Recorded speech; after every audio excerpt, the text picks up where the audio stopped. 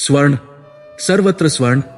लंका की उस राजसभा में सूर्य का प्रकाश भी सहस्रों मणिमाणिक्यों से टकराकर जब लौटता था तो स्वयं सूर्य की आंखें चौंधिया जाती होंगी। सभा जो विश्व विजेता रावण के दंभ का साक्षात प्रमाण थी, उस क्षण अपने चरम वैभव पर इठला रही थी। दशग्रीव अपने उस विशालकाय सिंहासन पर आसीन था, जो मात्र स्वर्ण का नहीं वरण पराजित देवताओं के गर्व को गलाकर बनाया गया था। उसके 10 शीशों पर सुशोभित मुकुट ब्रह्मांड के 10 दिशाओं पर उसके आधिपत्य की घोषणा कर रहे थे। वातावरण में यज्ञ के धूम्र और महे इत्र की एक मादक गंध व्याप्त थी, इतनी भारी कि उसमें सांस लेना भी अभ्यास का कार्य था। अप्सराएं जो इंद्र के दरबार से बलपूर्वक लाई गई थी, अपने घुंघरुओं की मौन रुंझुन के साथ मदिरा के प्याले भर रही थी। मंत्री, दैत्य और निशाचर सेनापति सभी अपने स्वामी के एक भ्रूभंग की प्रतीक्षा में जड़वत बैठे थे। ये एक ऐसी शांति थी जो युद्ध से अधिक भयावह थी। ये उस संतुष्ट शिकारी की शांति थी जिसके पास अब शिकार करने के लिए कुछ बचा नहीं था। रावण का मुख्य शीश अन्य 9 शीशों की सम्मिलित चेतना का केंद्र अर्धनिमीलित नेत्रों से इस ऐश्वर्य को देख रहा था। एक ऊब, एक खालीपन, त्रिलोक को जीतने के बाद का खालीपन उसके पौरुष को दंश कर रहा था। तभी वो हुआ, सभा का वो अभेद्य अनुशासन, वो स्वर्ण जड़ित मौन एक चीत्कार से छिन्न भिन्न हो गया। ये विलाप नहीं था, ये मृत्यु से भी अधिक भयावह किसी पीड़ा की पुकार थी। भारी स्वर्णक पाटों को धकेलता हुआ, रुधिर में सना, धूल धूसरित एक स्त्री देह सभा के मध्य आ गिरा। घुंघरुओं की ध्वनि थम गई, मदिरा के प्याले हाथों में ही रुक गए। रावण के अर्धनिमीलित नेत्र पूरी तरह खुल गए। वो देह जो कुछ क्षणों पूर्व तक लंका की राजकुमारी, त्रिभुवन विजयी रावण की भगिनी शूर्पणखा थी, अब मांस का एक लोनथड़ा मात्र लग रही थी। उसके लंबे केश जो कभी उसकी सुंदरता का प्रतीक थे, अब रक्त और मिट्टी से सनकर जटाओं में बदल गए थे। किंतु सबसे विभत्स था उसका मुख, जहां कभी उसकी तीखी गर्वीली नासिका हुआ करती थी, वहां अब केवल एक रक्त का फव्वारा और मांस का एक विद्रूप गड्ढा था। उसकी आंखें क्रोध से अधिक अपमान से जल रही थी। न्याय, दशानन, अपने इस विश्व विजयी साम्राज्य में अपनी बहन के लिए न्याय। वो गर्जी और उसकी आवाज उस भव्य सभा के स्वर्ण स्तंभों से टकराकर गूंज उठी। रावण अपने सिंहासन से ऐसे उठा जैसे किसी ने उसके 10 मुकुटों पर एक साथ प्रहार कर दिया हो। एक क्षण के लिए लंका का सम्राट अवाक रह गया। यह दृश्य असंभव था। उसके जीते जी उसकी बहन का यह हाल, किसमें इतना दुस्साहस हो सकता है? प्रहस्त और अकंपन जैसे सेनापति जो प्रलय से नहीं डरते थे, इस दृश्य को देखकर कांप उठे। किसने किया ये? शूर्पणखा। किस देवता ने मृत्यु को आमंत्रण दिया है? रावण की वो आवाज नहीं थी, वो कैलाश को उठाने वाले अहंकार की गर्जना थी।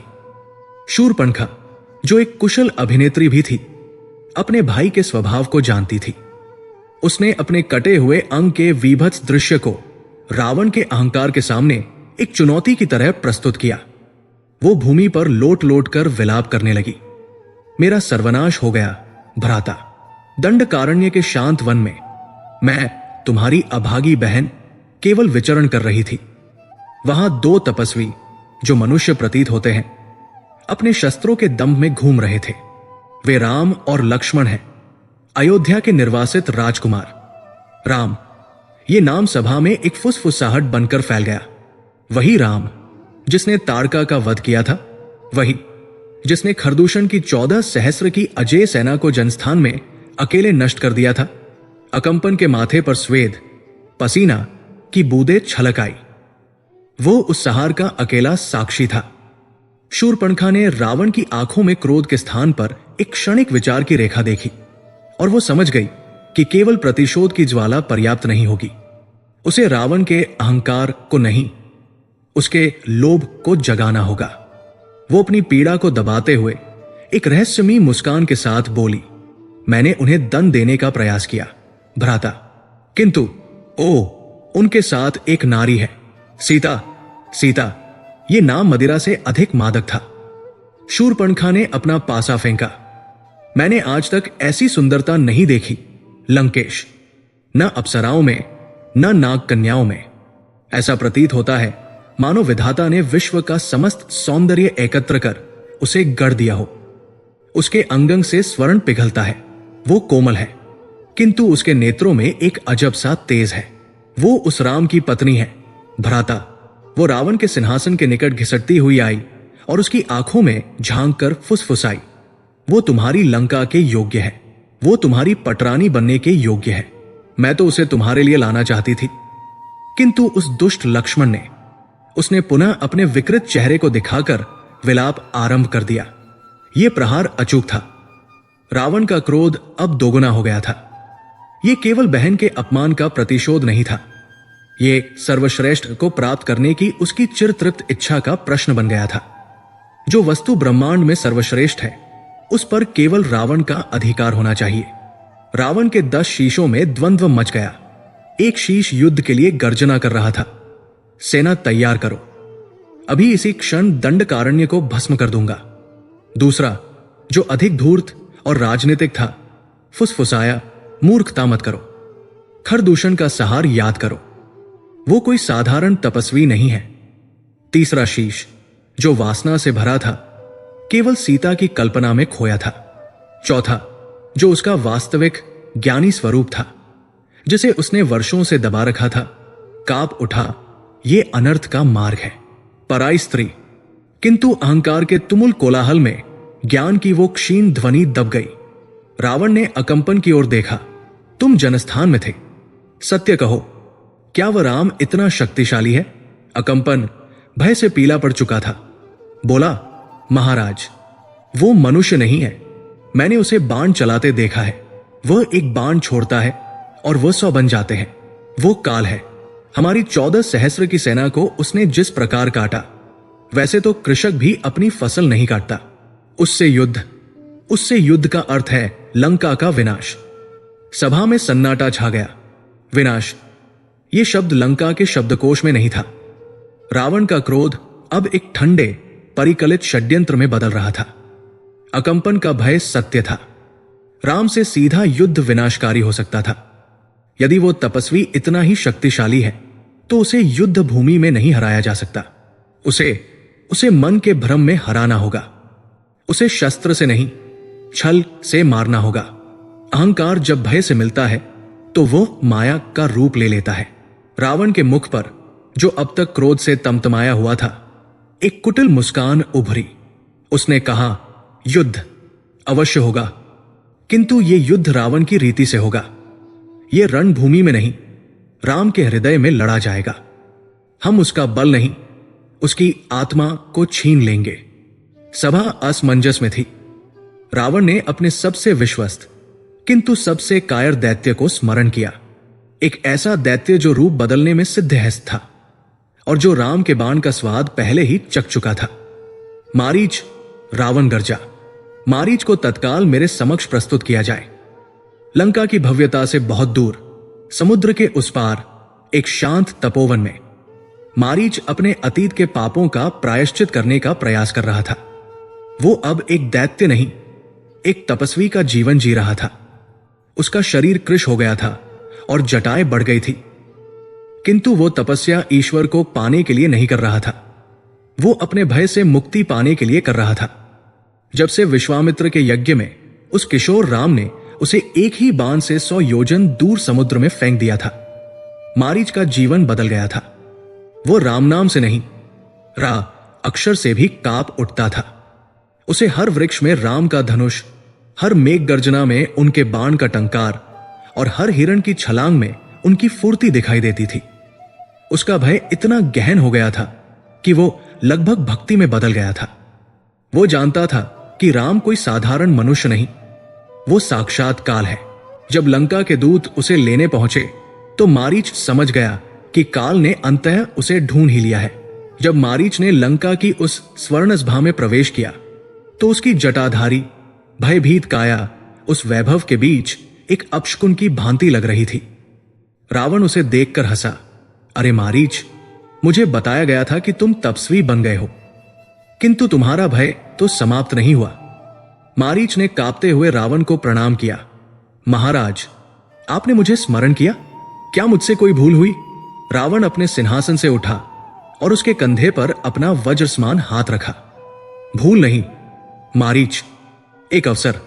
तुम मेरी सहायता करने जा रहे हो।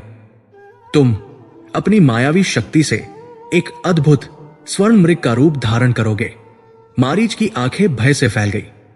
उसे षड्यंत्र की गंध आने लगी थी। रावण ने आगे कहा, तुम पंचवटी जाओगे, जहां वो तपस्वी राम अपनी पत्नी सीता के साथ रहता है। तुम उसकी कुटिया के समक्ष विचरण करोगे। वो स्वर्ण मृग वो सीता को इतना मोहित कर लेगा कि वो उसे पाने की हट कर बैठेगी। राम अपनी पत्नी को प्रसन्न करने के लिए तुम्हारा पीछा करने को विवश हो जाएगा। मारीच के शरीर से प्राण खींचने लगे। और फिर महाराज, रावण की आंखें चमक उठीं। जब राम तुम्हारा पीछा करते हुए वन में बहुत दूर निकल जाए, तब तुम राम की ही आवाज में पीड़ा से चीत्कार करोगे, हा सीते, हा लक्ष्मण। ये चीत्कार इतनी तीव्र होगी कि सीता अपने देवर लक्ष्मण को राम की सहायता के लिए भेजने को विवश हो जाएगी। कुटिया खाली हो जाएगी। लक्ष्मण रेखा खींचेगा, पर वो मेरा क्या बिगाड़ेगी? और तब मैं उस तपस्वी की आत्मा, उसकी शक्ति, उसकी पत्नी सीता का हरण कर लूंगा। षड्यंत्र पूरा हो चुका था। ये युद्ध नहीं था, ये एक मनोवैज्ञानिक बिसात थी। मारीच, जो अब तक भय से जड़ था, रावण के चरणों में गिर पड़ा। नहीं महाराज, नहीं, आप कुछ भी मांग ले, पर ये नहीं। आप मुझे मृत्युदंड दे दे, पर मुझे उस राम के सम्मुख न भेजे। आप नहीं जानते वो कौन है। वो राम नहीं महाराज, वो साक्षात काल है। उसका बाण शरीर को नहीं, आत्मा को बींधता है। मैंने उसे देखा है। जनस्थान का सहार उसकी शक्ति का एक कण मात्र है। आप लंका का विनाश चाहते हैं, आप सीता का हरण नहीं। आप अपनी मृत्यु को निमंत्रण देने जा रहे हैं। रावण का धैर्य टूट गया। उसने मारीच को उसके बालों से पकड़कर खड़ा किया। उसका शांत कुटिल चेहरा अब पुनः क्रोध से लाल हो गया था। मूर्ख, तुम मुझे उपदेश दोगे? मैं, जिसने यम को पराजित किया, कुबेर को पदच्युत किया, इंद्र को बंदी बनाया, वो दो वनवासी मनुष्यों से डर जाऊंगा? अकंपन का भय मैं समझ सकता हूं, वो एक तुच्छ सेनापति है। पर तुम, मेरे मामा, मेरे मायावी योद्धा, तुम कायरों की भाषा बोल रहे हो। मारीच रोने लगा। महाराज, ये कायरता नहीं, ये विवेक है। आप उस राम से शत्रुता मोल लेकर न ये लोग जीत पाएंगे, न परलोक। तो तुम्हारे पास दो ही मार्ग है। मारीच, रावण ने अपनी खड्ग चंद्रहास को म्यान से किंचित बाहर निकाला। उसकी तीक्ष्ण धार पर सभा का प्रकाश प्रतिबिंबित हुआ। या तो मेरे बाणों से मरो, जो तुम्हें अपमान और कायरता की मृत्यु देंगे, या फिर राम के बाण से मरो। यदि वो ईश्वर है जैसा तुम कहते हो, तो उसके हाथों मरकर तुम मोक्ष को प्राप्त होगे। दोनों ही स्थितियों में तुम्हारी मृत्यु निश्चित है। रावण ने उसे धकेला। निर्णय करो, मेरी योजना या मेरी खड्ग? मारीच ने एक लंबी ठंडी सांस ली। वो समझ गया था, उसका अंत आ गया था। रावण की खड्ग से मरना एक लज्जाजनक मृत्यु होगी, किंतु राम के हाथों मरना, वो तो मुक्ति है। उसका वर्षों का भय, उसकी आतंकरूपी भक्ति आज सफल होने जा रही थी। उसने अपने आंसू पोंछे। उसकी रीढ़ की हड्डी सीधी हो गई। उसके कांपते शरीर में एक विचित्र शांति आ गई। उसने रावण की आंखों में आंखें डालकर कहा, मैं तैयार हूं महाराज, मैं स्वर्ण मृग बनूंगा।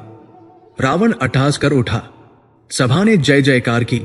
जय लंकेश, जय दशानन। उन्हें लगा ये उनके स्वामी के एक और षड्यंत्र की विजय है, किंतु मारीच जानता था ये विजय नहीं थी। ये लंका के विनाशयज्ञ की पहली आहुति थी, जो रावण स्वयं अपने हाथों से दे रहा था। अध्याय यहां समाप्त होता है, जब मारीच उस अदृश्य योजना, उस घातक माया के लिए हां कह देता है, जो युद्ध से भी अधिक घातक सिद्ध होने वाली थी। स्वर्ण, वो स्वर्ण नहीं था। लंका का वह दंभी, आहत करने वाला, अपनी सत्ता का घोष करता हुआ पीला धातु नहीं। ये पंचवटी का स्वर्ण था। ये गोदावरी की लहरों पर नृत्य करती सूर्य की पहली किरण का स्वर्ण था। उन जंगली पुष्पों की केसर का स्वर्ण था, जो किसी के द्वारा रोपे जाने की प्रतीक्षा नहीं करते। ये उस पके हुए फल का स्वर्ण था जिसे एक गिलहरी कुतर रही थी। लंका का वैभव जहां चीत्कार करता था, वहीं पंचवटी का ऐश्वर्य फुसफुसाता था। यहां का मौन भी लंका के मौन से भिन्न था। वो भय का नहीं, शांति का मौन था। एक ऐसा मौन जिसमें पत्तों के गिरने की ध्वनि भी संगीत लगती थी।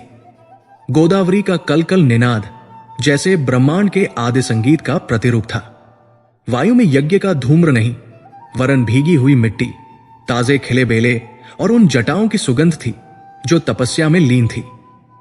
दंडकारण्य का वह सुदूर कोना जिसे कभी राक्षसों का भयगृह माना जाता था, अब एक तपोवन में बदल चुका था। इसका श्रेय उन 3 तपस्वियों को था। उस दिन की सुबह भी ऐसी ही शांत थी।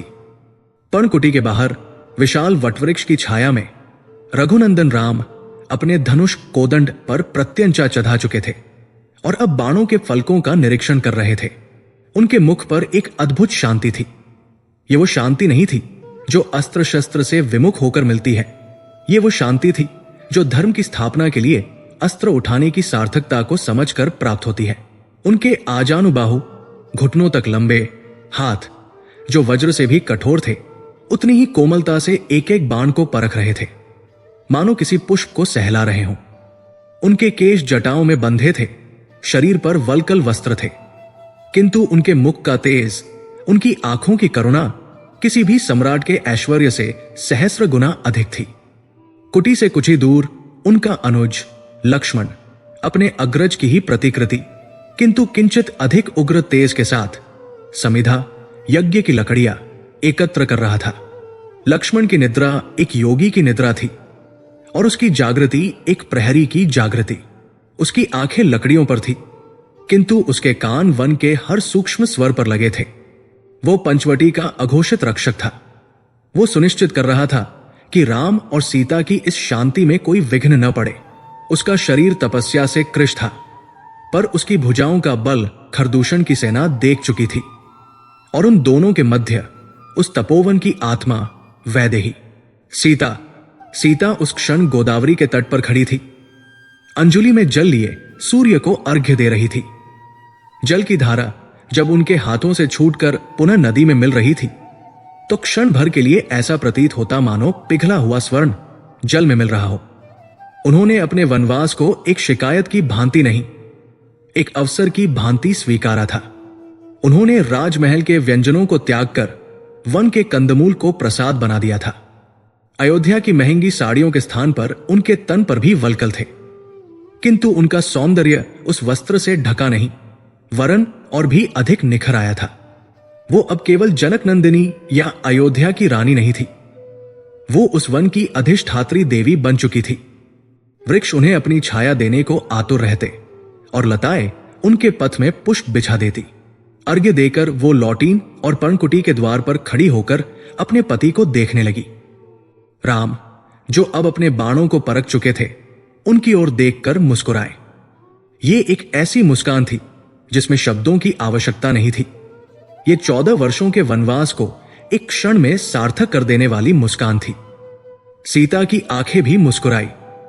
लक्ष्मण समिधा लेकर लौटे, दोनों को मौन प्रणाम किया और यज्ञवेदी की तैयारी में लग गए। जीवन एक शांत नदी की भांति बह रहा था।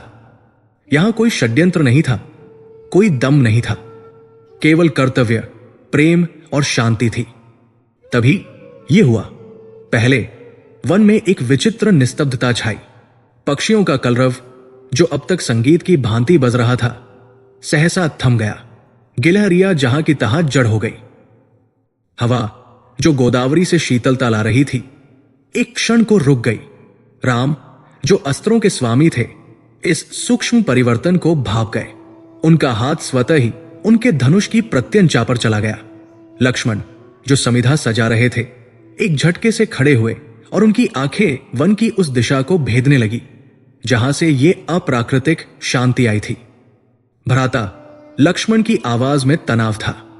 राम ने केवल हाथ उठाकर उन्हें शांत रहने का संकेत दिया। उनकी आंखें भी उसी ओर लगी थी, किंतु सीता, जिनकी दृष्टि युद्ध पर नहीं, सौंदर्य पर टिकी थी, उन्होंने इसे सबसे पहले देखा। पहले तो यह केवल एक प्रकाशपुंज लगा, जैसे किसी ने सैकड़ों मणियों को एक साथ सूर्य के प्रकाश में रख दिया हो। यह प्रकाश वृक्षों के घने झुरमुट से छन छन कर आ रहा था। फिर वो बाहर निकला। पर्णकुटी से लगभग 100 गज की दूरी पर, जहां धूप का एक टुकड़ा धरती पर बिछा था, वो खड़ा था। ये एक मृग था, परंतु ये एक मृग नहीं था। ये वह मृग था। ऐसा मृग न तो किसी ने कल्पना में सोचा था, न किसी कवि ने अपनी कविता में गढ़ा था। वो असंभव था। उसका अस्तित्व ही प्रकृति के नियमों को चुनौती दे रहा था। उसका वर्ण, उसका रंग पिघले हुए स्वर्ण जैसा था। यह कोई उपमा नहीं थी, यह शाब्दिक सत्य था। ऐसा लगता था मानो विधाता ने स्वयं स्वर्ण भस्म को गूंथकर उसे गढ़ा हो और फिर उसमें प्राण फूंक दिए हों। जब सूर्य का प्रकाश उस पर पड़ता तो उसकी देह से किरणें नहीं फूटती, अपितु वो स्वयं एक चलते फिरते सूर्य की भांति दीप्तिमान हो उठता। परंतु यह केवल आरंभ था। उसकी देह रत्नों से जड़ी थी। यह कोई भ्रांति नहीं थी। उसकी पीठ पर नीलम की एक गहरी रेखा थी जो उसकी पूंछ तक जाती थी। उसके पेट का भाग माणिक की भांति लालिमा लिए हुए था।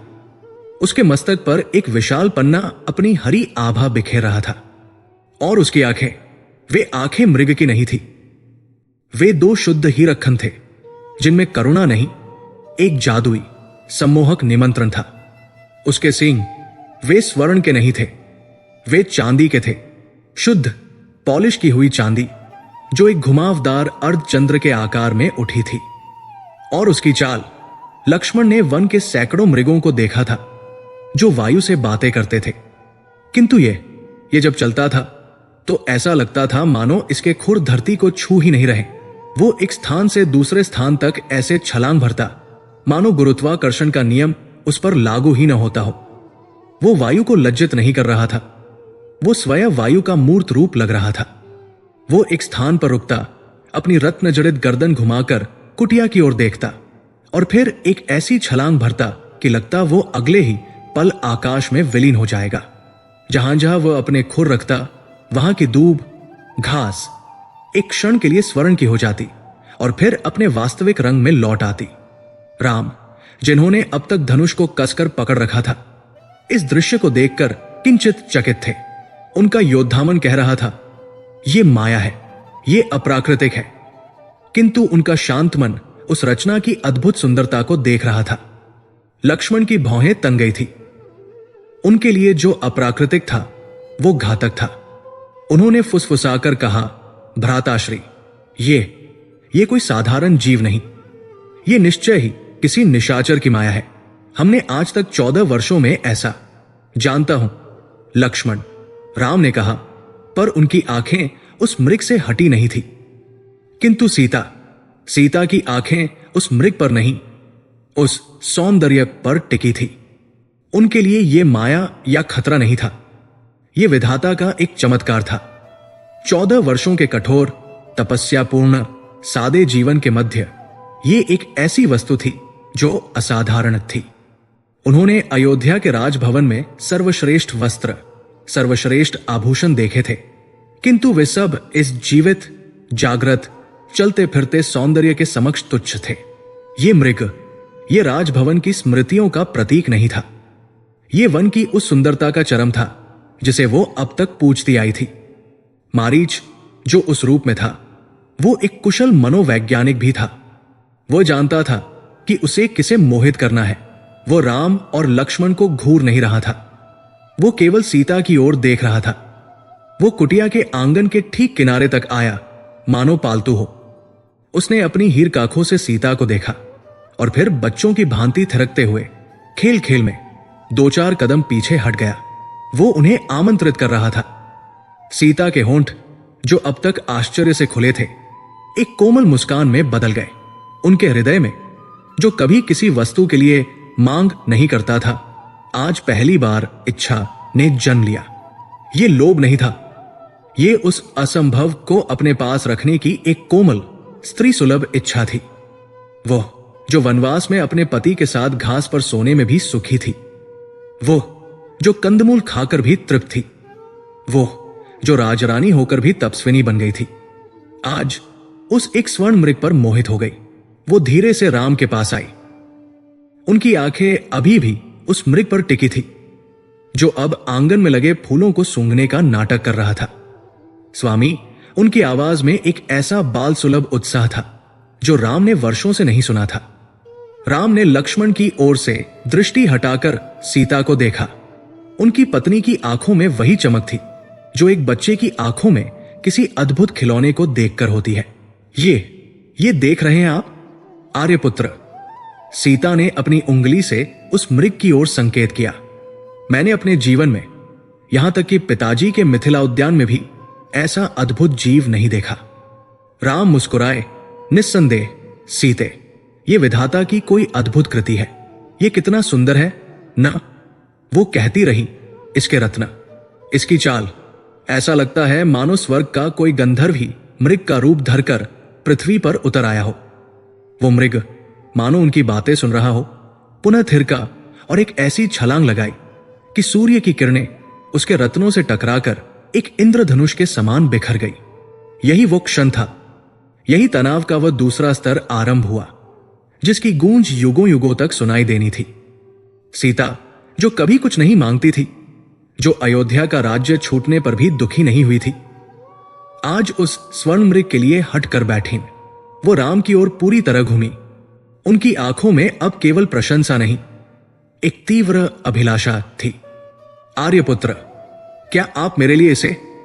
राम का हाथ जो धनुष पर था थोड़ा शिथिल हुआ। क्या सीते, क्या आप इसे मेरे लिए पकड़ कर ला सकते हैं? उन्होंने एक सांस में कह दिया। लक्ष्मण, जो ये वार्तालाप सुन रहे थे, चौंक उठे। भाभी, ये आप क्या कह रही है? ये।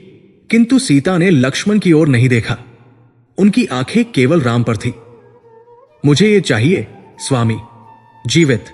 उनकी आवाज में एक दृढ़ता थी। सोचिए, जब हमारा वनवास पूर्ण होगा और हम अयोध्या लौटेंगे तो ये स्वर्ण मृग हमारे राजभवन की शोभा बढ़ाएगा। ये हमारे वनवास के दिनों का एक अद्भुत स्मारक होगा। सब देखेंगे कि दंडकारण्य में भी कैसे चमत्कार बसते हैं। राम के मुख की मुस्कान लुप्त हो गई। उनके स्थान पर एक गंभीर विचार की रेखा उभरी। उन्हें लक्ष्मण की चेतावनी याद आई। ये माया है। सीता ने उनके मौन को उनकी अस्वीकृति समझा। उनका स्वर थोड़ा कातर हो गया। और यदि आप इसे जीवित नहीं पकड़ सकते, उन्होंने मृग को देखा जो अब भी खेल रहा था, तो कम से कम इसका वध करके इसका चर्म, खाल ही ले आइए। मैं इसके स्वर्ण चर्म पर आपके साथ आसन लगाकर बैठना चाहूंगी। ये एक ऐसी मांग थी जिसे राम टाल नहीं सकते थे। ये उनकी पत्नी की, उनके वनवास के साथी की 14 वर्षों में की गई पहली और एकमात्र मांग थी। लक्ष्मण ने बीच में पड़ने का एक और निष्फल प्रयास किया। भ्राता, ये मृग नहीं हो सकता। वन का कोई भी मृग रत्नों से नहीं जड़ा होता। यह स्पष्टतः कोई मायावी राक्षस है जो हमें। तो भी क्या लक्ष्मण? सीता ने पहली बार किंचित रोष से लक्ष्मण की ओर देखा। यदि ये माया भी है तो भी ये सुंदर है, और यदि ये राक्षस है तो मेरे स्वामी उसका सहार करने में सक्षम है। क्या मैं अपने पति से, जो स्वयं रघुकुल के सूर्य है, एक छोटी सी वस्तु की भी अपेक्षा नहीं कर सकती? तनाव अब केवल वन में नहीं, उन तीनों के मध्य भी खिंच गया था। राम एक धर्म संकट में थे। उनका विवेक कह रहा था कि ये एक जाल है। उनका योद्धामन कह रहा था कि ये एक चुनौती है। किंतु उनका पति हृदय अपनी पत्नी की उन आंखों को देख रहा था जो अब अभिलाषा से भर आई थी। उन्होंने सीता के मुख पर इतनी तीव्र इच्छा पहले कभी नहीं देखी थी। वो जो सब कुछ त्याग चुकी थी, आज एक मृग के लिए हट कर रही थी। राम ने सोचा, यदि इस एक मृग को लाकर वो सीता को वही प्रसन्नता दे सकते हैं जो अयोध्या का राज्य भी उन्हें नहीं दे सका, तो ये जोखिम उठाने योग्य है। यदि ये माया है तो वो उसे भेद देंगे। यदि ये राक्षस है तो वो उसका वध कर देंगे। उन्होंने अपने मन को कठोर किया। उन्होंने उस असंभव वस्तु को अपनी पत्नी के लिए संभव बनाने का निर्णय ले लिया। राम ने अपना निर्णय ले लिया था। उनकी पत्नी की 14 वर्षों की तपस्या की ये एक और एकमात्र मांग थी।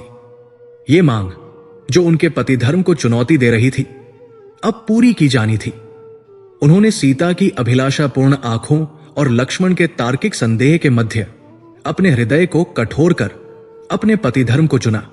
उन्होंने अपना अमोघ धनुष कोदंड दृढ़ता से थाम लिया और तरकश से एक बाण निकालने के लिए जैसे ही हाथ बढ़ाया, रुकिए भ्राता, ये एक आदेश नहीं था, नहीं कोई निवेदन, ये एक चीत्कार थी। ये लक्ष्मण की वो आवाज थी जिसमें तर्क, निष्ठा और एक अमंगल की गहरी आशंका का मिश्रण था। लक्ष्मण, जो अब तक मौन प्रहरी की भांति खड़े थे, एक झटके में राम के सम्मुख आ गए। उन्होंने मार्ग नहीं रोका, यह असंभव था। उन्होंने अपने अग्रज के और उस स्वर्ण मृग के बीच में अपना शरीर खड़ा कर दिया।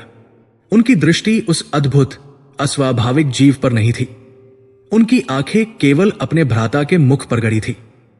यह छल है। लक्ष्मण की आवाज में कोई संशय नहीं था। वो कांप नहीं रही थी, वो इस्पात की भांति दृढ़ थी। राम रुके। उन्होंने अपने हाथ को तरकश से हटा लिया।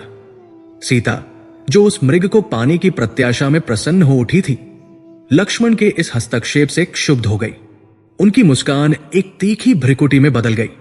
ये आप क्या कह रहे हैं लक्ष्मण?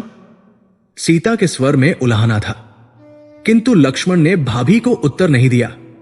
उनका संवाद इस क्षण केवल उनके आराध्य, उनके भ्राता से था। भ्राता, लक्ष्मण ने पुनः कहा। उनकी आवाज अब अधिक तार्किक और सधी हुई थी। 14 वर्ष होने को आए हैं हमें इस दंडकारण्य में। मैंने इस वन के हर जीव को देखा है, हर ध्वनि को पहचाना है।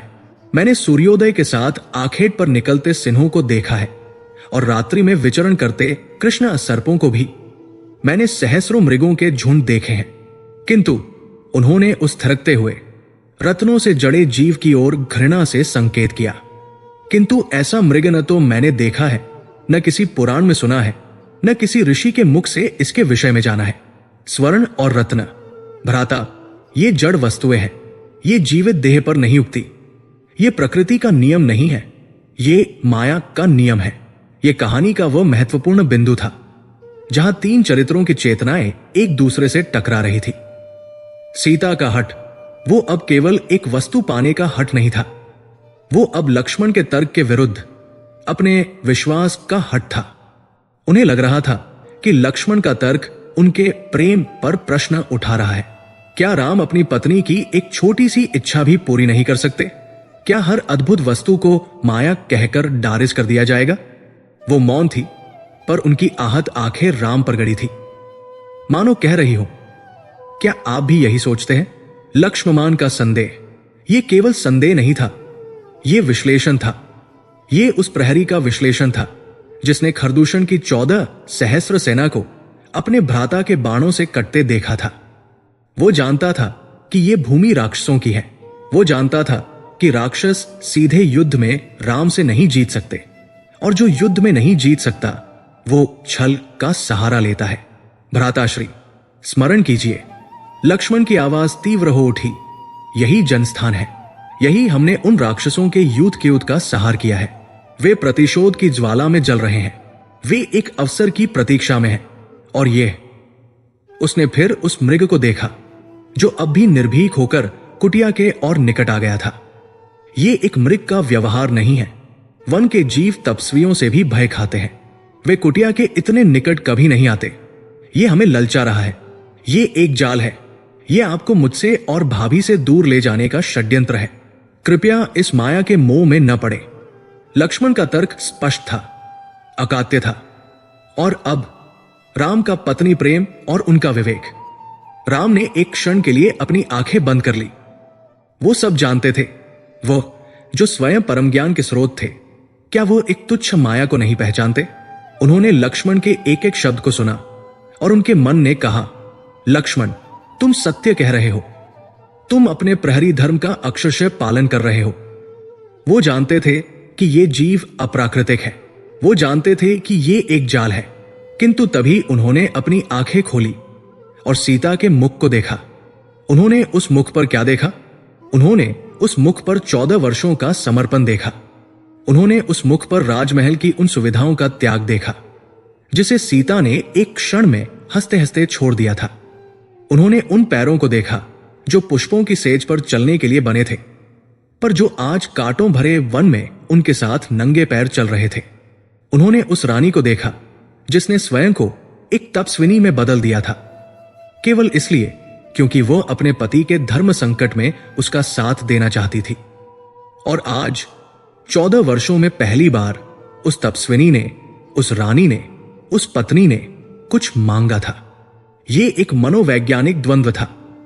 एक ओर लक्ष्मण का तर्क था जो मस्तिष्क का प्रतीक था, दूसरी ओर सीता का हठ था जो उस क्षण हृदय की अभिलाषा का प्रतीक था। और राम को मस्तिष्क और हृदय दोनों को संतुलित करना था। राम सब जानते हुए भी दो कारणों से जाने का निर्णय लेते हैं। पहला कारण उन्होंने अपने हृदय के लिए चुना, सीता की इच्छा। यदि वो आज इस एक मांग को ठुकरा देते तो वो लक्ष्मण का तर्क तो जीत जाते, पर अपनी पत्नी का विश्वास हार जाते। वो ये कैसे कह सकते थे कि सीते, तुम्हारी इच्छा मूर्खतापूर्ण है? ये उनके पतिधर्म के विरुद्ध होता। उन्होंने सीता की ओर देखा और उनका हृदय पिघल गया। दूसरा कारण उन्होंने अपने मस्तिष्क के लिए, अपने क्षत्रिय धर्म के लिए चुना। वो लक्ष्मण की ओर मुड़े। उनके मुख पर अब न मोह था, न दुविधा। उनके मुख पर रघुकुल के उस योद्धा का निश्चय था जो धर्म की स्थापना के लिए आया था।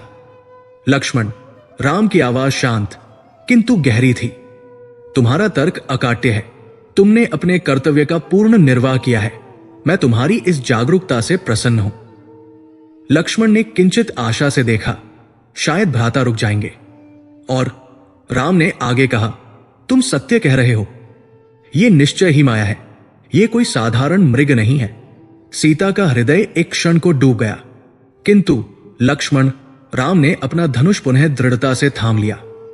यदि यह माया है, यदि यह कोई मायावी राक्षस है जो हमें छलने आया है, तो क्या एक क्षत्रिय का यह धर्म नहीं कि वो उस छल का अंत करे? यदि हम इसे आज भयभीत होकर छोड़ देते हैं तो ये कल किसी और ऋषि के आश्रम में जाकर उपद्रव करेगा। ये दंडकारण्य को आतंकित करेगा। मैं, राम, अपने आश्रम के निकट किसी मायावी राक्षस को स्वच्छंद विचरण करने की अनुमति नहीं दे सकता। उन्होंने अपने दोनों धर्मों को एक ही लक्ष्य में बांध दिया था।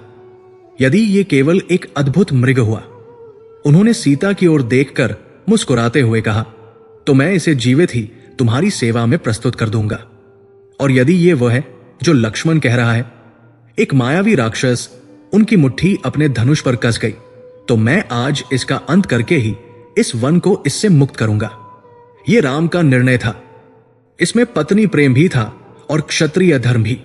वो जानते थे कि वो एक जाल में जा रहे हैं, किंतु वो उस जाल को काटने के उद्देश्य से जा रहे थे। लक्ष्मण निरुत्तर हो गए। भ्राता के इस तर्क के समक्ष उनका तर्क अपूर्ण था। वो समझ गए कि राम अब नहीं रुकेंगे। राम अब पूरी तरह लक्ष्मण की ओर मुड़े।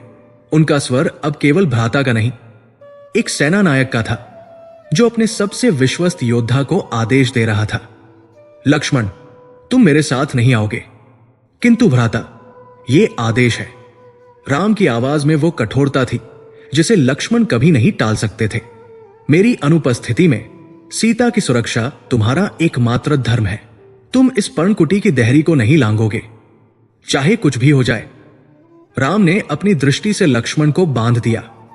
तुम यहां रहोगे जब तक मैं लौटकर नहीं आता। सीता की ओर आंख उठाने का दुस्साहस कोई ना कर सके। तुम्हारी दृष्टि, तुम्हारा धनुष, तुम्हारी चेतना, सब कुछ केवल सीता की रक्षा में केंद्रित होनी चाहिए। जो आज्ञा भ्राताश्री। लक्ष्मण ने विवश होकर अपने आंसुओं को पीते हुए मस्तक झुका दिया। उनके हृदय में एक अमंगल की आंधी उठ रही थी, पर वो राम की आज्ञा से बंधे थे। राम एक क्षण रुके। उन्होंने अपनी पत्नी को देखा जो अब प्रसन्न थी कि उनकी इच्छा पूरी होने जा रही थी। उन्होंने अपने भाई को देखा जो अब कर्तव्य की एक सजीव प्रतिमा बनकर कुटिया के द्वार पर खड़ा था। और फिर रघुनंदन राम ने उस स्वर्ण मृग के पीछे, जो अब तक निर्भीकता से उनकी प्रतीक्षा कर रहा था, वन के उस गहन अंधकार में अपना पहला पग रख दिया। वो स्वर्ण मृग जो वास्तव में मारीच था, उसने मन ही मन रावण को प्रणाम किया। योजना का पहला चरण सफल हुआ। अध्याय यहां इस चरम तनाव पर समाप्त होता है। लक्ष्मण की चेतावनी सत्य थी। श्री राम उस सत्य को जानते थे और वो उस सत्य को जानते हुए भी सीता की प्रसन्नता के लिए और उस माया का अंत करने के लिए स्वेच्छा से उस माया जाल में अपना पहला पग रख चुके थे। वन के वृक्षों ने यह देखा और वे कांप उठे। वन सघन होता जा रहा था। पंचवटी की वो परिचित सौम्य हरियाली अब पीछे छूट चुकी थी। यहां वृक्षों की शाखाएं एक दूसरे से इतनी गुंथी हुई थी कि सूर्य का प्रकाश भी धरती तक पहुंचने के लिए संघर्ष कर रहा था। यहां की वायु में फूलों की सुगंध नहीं, वरन सीलन, प्राचीन काई और अज्ञात भय की गंध थी। और उस सघन अंधकारमय वन में वो स्वर्ण अमृग एक दीप्तिमान मशाल की भांति मार्ग दिखाता हुआ भागा जा रहा था। राम अपने कोदंड को दृढ़ता से थामे उसका पीछा कर रहे थे। उनके पग जो धरती पर पड़ते भी तो ध्वनि नहीं करते थे, आज उस मायावी मृग का पीछा करते करते थकने लगे थे। यह कोई साधारण दौड़ नहीं थी, ये एक भ्रमजाल था। मारीच उस मृग के रूप में अपनी संपूर्ण माया शक्ति का प्रयोग कर रहा था। वो जानता था कि वो राम की गति की बराबरी नहीं कर सकता, इसलिए वो उनकी इच्छा के साथ खेल रहा था। जब भी राम अपने बाण का संधान करने के लिए रुकते, वो मृग भी रुक जाता। वो घनी झाड़ियों के पीछे ऐसे छिपता कि उसका केवल रत्न जड़ित सींग दिखाई देता, मानो कह रहा हो, मैं यहां हूं, मुझे पकड़ लो। जब राम उसे जीवित पकड़ने का विचार कर अपनी गति तीव्र करते, तो वो एक ऐसी असंभव छलांग लगाता कि एक पूरी की पूरी खाई को पार कर जाता। वो राम को थका नहीं रहा था, वो राम को उलझा रहा था। ये अद्भुत है। राम ने हाफते हुए एक क्षण रुककर सोचा। उनका योद्धा मन, जो अब तक पतिधर्म के नीचे दबा था, अब जागृत हो रहा था। मैंने अपने जीवन में ऐसे वेगवान मृग देखे हैं जो वायु से बातें करते हैं, किंतु ये जानता है कि मैं कब रुकूंगा, ये जानता है कि मैं क्या सोच रहा हूं। मृग पुनः एक खुले स्थान पर रुका। इस बार वो राम से बहुत दूर नहीं था। उसने अपनी गर्दन घुमाकर राम को देखा। उसकी हीर आंखों में भय नहीं, एक निमंत्रण था, एक उपहास था। और यही मारीच की भूल थी। उस एक क्षण के उपहास में राम ने उस मृग की आंखों में वो क्रूरता देख ली जो किसी निर्दोष पशु में नहीं हो सकती।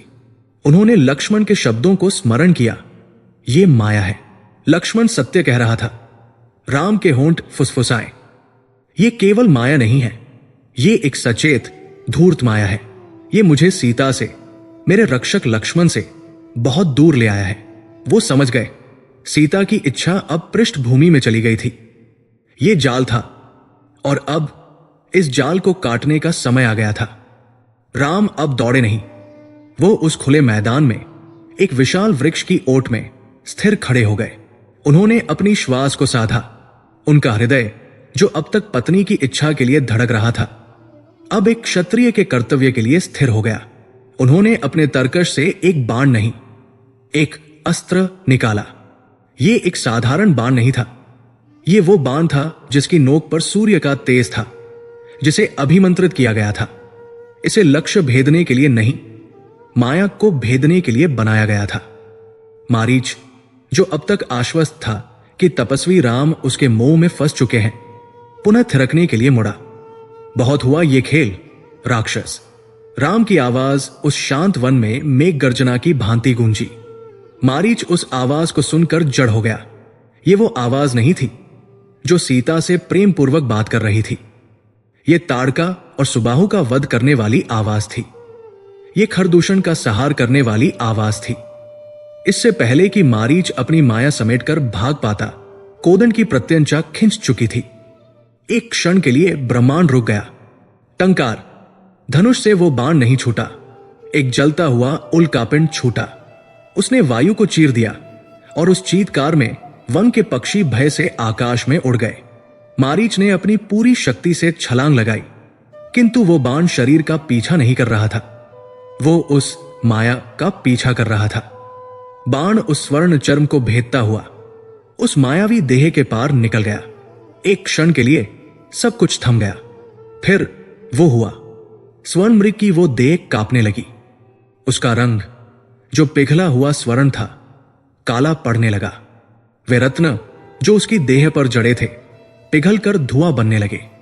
उसकी सुंदर आंखें, जो हीरकखंड थी, बाहर की ओर उभर आई और रक्तवर्ण हो गई।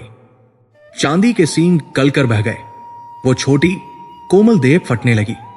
हड्डियों के टूटने की कड़कड़ाहट स्पष्ट सुनाई दी। वो देह खिंचने लगी, बढ़ने लगी, और फिर उस स्वर्ण मृग के स्थान पर भूमि पर एक विशालकाय कृष्णवर्ण का राक्षस पड़ा छटपटा रहा था। उसका शरीर पर्वतखंड जैसा था। उसके बाल तांबे के तारों जैसे थे और उसकी छाती के ठीक मध्य में राम का वो अस्त्र धंसा हुआ था जिससे अभी भी धूम्र निकल रहा था। वो मारीच था। राम धीरे धीरे चलकर उसके निकट आए। उनके मुख पर न घृणा थी न आश्चर्य। उनके मुख पर एक गहरी विषादपूर्ण शांति थी। उन्होंने अपने शत्रु को पहचान लिया था। मारीच, राम ने कहा, तुम विश्वामित्र के यज्ञ से भागने के बाद तुम यहां रावण का दूत बनकर? मारीच पीड़ा से करहा रहा था। मृत्यु उसकी आंखों के सामने थी। राम का बाण केवल शरीर को नहीं, प्राण शक्ति को सोख रहा था। उसने राम को देखा। उन आंखों में अब भी भय था, किंतु उस भय के साथ एक विचित्र मुक्ति का भाव भी था। तुम सही थे राम, वो हाफते हुए बोला। मैं जानता था तुम काल हो। रावण मूर्ख है। वो अपनी मृत्यु को निमंत्रण दे चुका है। तुमने ये छल क्यों किया मारीच? राम ने पूछा। यद्यपि वो उत्तर जानते थे। मारीच हंसा। वो एक भयानक घुरघुराती हंसी थी। तुमने मुझे मार दिया राम, तुमने मुझे मोक्ष दे दिया, किंतु योजना। और तब मरते मरते मारीच ने रावण की योजना के दूसरे और सबसे घातक चरण को पूरा किया। वो जानता था कि राम की पत्नी और भाई उस पर विश्वास नहीं करेंगे। उन्हें विश्वास दिलाने के लिए उन्हें वो आवाज चाहिए थी जिस पर वे आंख मूंद कर विश्वास करते थे। मारीच, जिसने अपना पूरा जीवन माया में जिया था, उसने अपनी बची खुची समस्त माया शक्ति, अपनी अंतिम श्वास अपनी जिह्वा पर केंद्रित कर दी। उसने अपना मुख आकाश की ओर उठाया और वो चीत्कार मारीच की नहीं थी। वो श्री राम की ध्वनि थी। वही भारीपन, वही गूंज, वही पुकार। ये एक ऐसी सटीक नकल थी कि स्वयं राम भी एक क्षण को भ्रमित हो सकते थे। हा सीते, हा लक्ष्मण, ये केवल एक पुकार नहीं थी, इसमें वो पीड़ा भरी गई थी, मानो सहस्रों बिच्छुओं ने एक साथ डंक मारा हो। इसमें वो भय भरा गया था, मानो साक्षात मृत्यु ने कंठ पकड़ लिया हो। ये एक ऐसे योद्धा की पुकार थी जो अजेय होकर भी आज किसी भयंकर संकट में फंस गया हो। हा सीते, हा लक्ष्मण, वो आवाज उस सघन वन से उठी, वृक्षों के शिखरों से टकराई और वायु पर सवार होकर मीलों दूर पंचवटी की दिशा में दौड़ पड़ी। वो आवाज गोदावरी की लहरों से टकराई और 10 गुना होकर गूंज उठी। वन के पशु पक्षी जो अब तक बाण की ध्वनि से सहमे थे, इस पीड़ा भरी पुकार को सुनकर जड़ हो गए। उन्हें लगा जैसे स्वयं वनदेवता आज संकट में है। मारीच का मस्तक भूमि पर ढुलक गया। उसका कार्य पूरा हो चुका था। उसकी आंखों से प्राण निकल चुके थे, किंतु उसके मुख पर एक कुटिल वीभत्स संतोष की मुस्कान चिपकी रह गई थी। राम वही खड़े रह गए। वो समझ गए, वो एक क्षण में समझ गए कि ये आवाज क्यों निकाली गई थी। ये उन्हें मारने का जाल नहीं था, ये सीता तक पहुंचने का जाल था। लक्ष्मण, वो चीते, किंतु वो जानते थे कि उनकी वास्तविक आवाज पंचवटी तक नहीं पहुंचेगी। वो जानते थे कि मारीच की मायावी आवाज पहुंच चुकी होगी। मीलों दूर पंचवटी में समय जैसे थम गया था। सीता, जो अब तक राम के लौटने की प्रतीक्षा में कुटिया के द्वार पर खड़ी थी, रह रहकर वन की ओर देख लेती थी। लक्ष्मण एक शिला पर अपने धनुष पर बाण चढ़ाए जड़वत बैठे थे। उनका मुख पत्थर की भांति भाव शून्य था, किंतु उनकी आंखें उस वन को घूर रही थी जिसमें उनके भ्राता गए थे। उनका मन उस अमंगल की आशंका से फटा जा रहा था जिसे उन्होंने कुछ क्षण पहले व्यक्त किया था। तभी वो हुआ। पहले गोदावरी के तट पर बैठे पक्षियों का झुंड चीत्कार करता हुआ उड़ा, और फिर दूर, बहुत दूर से वो आवाज आई, हा सीते, हा लक्ष्मण। ये स्पष्ट थी, ये उनके राम की आवाज थी। सीता का हृदय एक क्षण के लिए धड़कना बंद कर गया। उनके हाथ से वे फूल छूट गए जो वो राम के लिए गूंथ रही थी। उनकी आंखों के सामने अंधकार छा गया। ये कैसे संभव है? वो राम जो अजय है, वो राम जिनकी हुंकार से राक्षस कांपते हैं, आज वो पीड़ा में पुकार रहे हैं। वो कांपने लगी। उनका संपूर्ण अस्तित्व उस एक आवाज से हिल गया। नहीं, वो केवल इतना ही फुसफुसा सकी।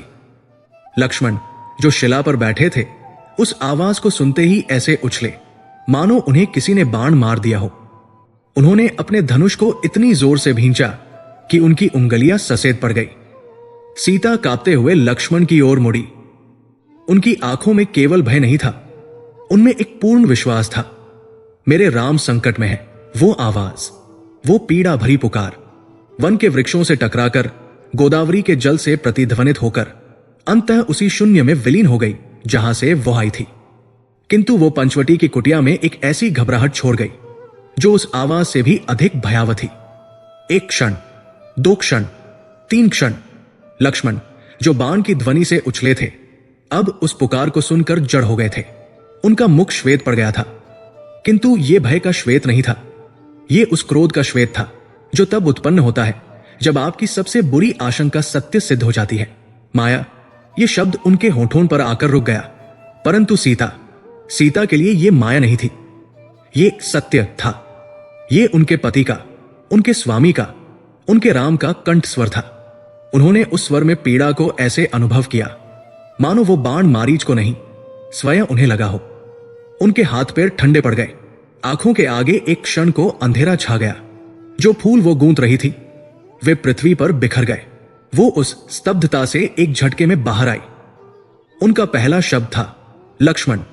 ये एक चीत्कार थी। तुमने सुना?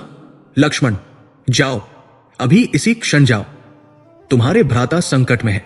वो स्वयं वन की ओर दौड़ने को उद्यत हुई, किंतु लक्ष्मण जो अब भी अविचलित एक पर्वत की भांति खड़े थे, उनके मार्ग में आ गए। नहीं भाभी, लक्ष्मण की आवाज शांत थी, किंतु उस शांति के नीचे एक ज्वालामुखी दबा हुआ था। सीता जो पहले ही भय से विक्षिप्त हो रही थी, लक्ष्मण के इस एक शब्द नहीं को सुनकर स्तब्ध रह गई। नहीं लक्ष्मण, ये तुम क्या कह रहे हो? तुम्हारे कानों ने वो पुकार नहीं सुनी? वो मेरे स्वामी थे, वो पीड़ा में थे, और तुम कहते हो नहीं? सीता ने उन्हें धकेलकर मार्ग से हटने का प्रयास किया, किंतु लक्ष्मण अपने स्थान से हिले तक नहीं। भाभी, उन्होंने अपने स्वर को यथासंभव कोमल किंतु दृढ़ बनाए रखने का प्रयास किया। आप शांत हो। यह वही छल है जिसके लिए मैंने आपको और भ्राता को सचेत किया था। छल? सीता की आवाज फट पड़ी। क्या वो पीड़ा छल थी? क्या वो ध्वनि छल थी? लक्ष्मण, ये तर्क वितर्क का समय नहीं है। मेरे राम किसी राक्षस से घिर गए हैं, उन्हें तुम्हारी आवश्यकता है। जाओ। यही वो मनोवैज्ञानिक द्वंद्व आरंभ हुआ। एक ओर सीता की व्याकुलता थी जो प्रेम से उपजी थी, दूसरी ओर लक्ष्मण का विवेक था जो निष्ठा से उपजा था। लक्ष्मण ने उन्हें समझाने का अंतिम प्रयास किया। उनका तर्क स्पष्ट था। भाभी, आप ही विचार करें। क्या इन 14 लोकों में कोई ऐसी शक्ति है जो मेरे भ्राताश्री को संकट में डाल सके? वो जिन्होंने खरदूषण की 14 सहस्र सेना को अकेले नष्ट कर दिया, वो जिनके एक बाण ने ताड़का का वध कर दिया, वो अजय है, उन्हें कोई संकट नहीं हो सकता। तो फिर वो आवाज? सीता ने रोते हुए पूछा। वो आवाज उनकी नहीं थी, लक्ष्मण ने दृढ़ता से कहा। वो उसी मायावी राक्षस की थी। यह हमें भ्रमित करने की योजना है। वो मृग भ्राता को दूर ले गया, और अब ये आवाज मुझे आपसे दूर ले जाना चाहती है, ताकि ये कुटिया असुरक्षित हो जाए। लक्ष्मण ने हाथ जोड़ दिए। मेरा धर्म, मेरा अंतिम आदेश आपकी रक्षा करना है। मैं भ्राता राम की आज्ञा का उल्लंघन नहीं कर सकता। मैं ये स्थान नहीं छोड़ सकता। यहां तनाव अपने चरम पर पहुंच गया। सीता के लिए लक्ष्मण का यह तर्क अब तर्क नहीं रहा, यह निष्ठुरता बन गया। उनके लिए लक्ष्मण का यह विवेक अब विवेक नहीं, कायरता बन गया। उनका भय, उनका दुख, उनकी विवशता, सब कुछ मिलकर एक ऐसे क्रोध में बदल गया जिसने उनके स्वयं के विवेक को भस्म कर दिया। निष्ठुर, वो चीखी, तुम यहां खड़े होकर तर्क कर रहे हो, और वहां मेरा स्वामी मृत्युशैया पर हो सकता है। क्या यही है तुम्हारा भ्रातृप्रेम? यही है तुम्हारी निष्ठा? भाभी, आप मेरा अपमान कर रही हैं। लक्ष्मण कांप उठे। अपमान? सीता की आंखें आग उगल रही थी। तुम मेरे पति को मरता हुआ छोड़ने को तैयार हो और तुम्हें अपने अपमान की चिंता है? मैं सब समझ रही हूं सुमित्रानंदन। और तब विधाता का वो लेख जिसे कोई नहीं टाल सकता था, सीता के मुख से उन कटु वचनों के रूप में फूटा जो इतिहास में अंकित हो गए। मैं जानती हूं तुम क्यों नहीं जा रहे। वो विलाप करती हुई बोली, तुम्हारे मन में पाप है। तुम चाहते हो कि तुम्हारे भ्राता का अनिष्ट हो। लक्ष्मण ने अपने कान ढक लिए। नहीं भाभी, चुप हो जाइए। ये आप क्या कह रही है? ये पाप है। पाप? तुम मुझे पाप सिखाओगे? सीता अब उस सीमा को लांघ चुकी थी जहां से लौटना संभव नहीं था। उनका दुख अब घृणा में बदल चुका था। तुम अपने भाई भरत के ही पथ पर हो, वो भी राज्य के लोभ में था, और तुम मेरे लोभ में हो। ये वो बाण था, ये मारीच के बाण से भी अधिक घातक था। तुम चाहते हो कि राम न रहें ताकि तुम मुझे प्राप्त कर सको। धिक्कार है लक्ष्मण, धिक्कार है तुम्हारे इस तप पर, धिक्कार है तुम्हारी इस सेवा पर। मैंने तुम्हें पुत्रवत माना और तुम्हारे हृदय में यह कालिक छुपी थी। लक्ष्मण का हृदय उन वचनों से बिंध गया। वह जिसने 14 वर्षों से निद्रा का त्याग किया था, वो जिसने अपनी पत्नी उर्मिला को अयोध्या में छोड़ दिया था, वो जिसने केवल सेवा को ही अपना धर्म माना था, आज उसी सेवा का यह प्रतिफल। लक्ष्मण के हाथ से उनका धनुष छूटकर पृथ्वी पर गिर पड़ा। उनकी आंखों से जो कभी क्रोध या भय से नहीं झुकी थी, आज पीड़ा के 2 आंसू ढलक पड़े। वो उस वज्रपात से आहत होकर भूमि पर बैठ गए। माते, उनकी आवाज टूट गई। आपने ये क्या कह दिया? उनका कर्तव्य खंडित हो चुका था, उनका विवेक पराजित हो चुका था। यदि वह रुकते तो वो सीता की दृष्टि में एक कामी और षड्यंत्रकारी थे। यदि वो जाते तो वो अपने भ्राता के आदेश का उल्लंघन कर रहे थे। सीता के वचनों ने उनके पास कोई विकल्प नहीं छोड़ा था। वो उठे। उनकी गति में अब वो स्फूर्ति नहीं, एक पराजित योद्धा की थकान थी। उन्होंने अपना धनुष उठाया। उनका मुख जो अब तक दृढ़ था, अब पीड़ा से विकृत हो चुका था। आप जीत गई भाभी, उन्होंने एक ऐसी आवाज में कहा जिसमें जीवन नहीं था। मैं जाऊंगा, मैं अपने भ्राता के आदेश का उल्लंघन करूंगा, केवल यह सिद्ध करने के लिए कि मेरे हृदय में वो कालिक नहीं है जिसका आपने मुझ पर आरोप लगाया है। किंतु जाने से पहले वो एक क्षण रुके। उनका प्रहरी धर्म अभी भी जीवित था। यदि आपका भय सत्य है और भ्राता संकट में है तो मैं उन्हें लेकर ही लौटूंगा। और यदि मेरा संदेश सत्य निकला, यदि ये कोई छल था, तो भाभी आज हम सब कुछ खो देंगे। आज आपने रावण की वो माया पूरी कर दी जिसे वो स्वयं नहीं कर सकता था। सीता अपने शब्दों के ताप से स्वयं भी सहमी हुई थी, किंतु अपने भय के आगे वो विवश थी।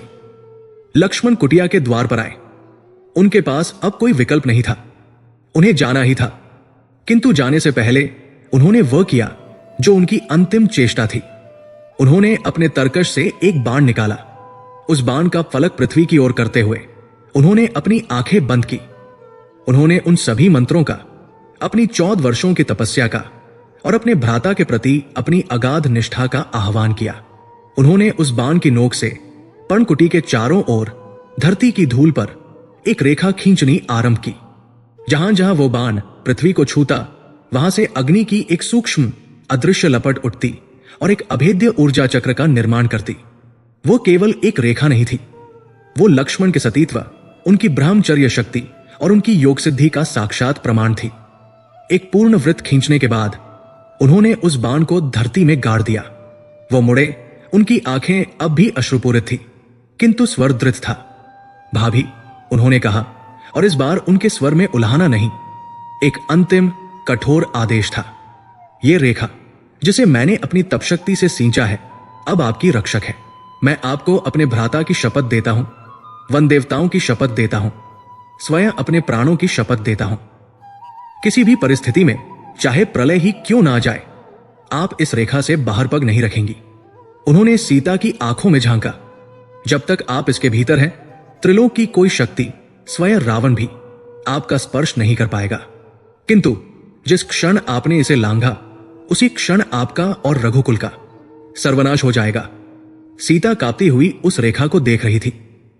मैं जा रहा हूं, लक्ष्मण ने कहा, और अब मैं केवल वन देवताओं से प्रार्थना कर सकता हूं कि मेरा संदेह असत्य हो। लक्ष्मण ने एक क्षण भी प्रतीक्षा नहीं की। उन्होंने मुड़कर भी नहीं देखा। वो उसी सघन वन में विलीन हो गए जिस वन ने पहले राम को और फिर उस मायावी आवाज को निगल लिया था। अध्याय यहां समाप्त होता है।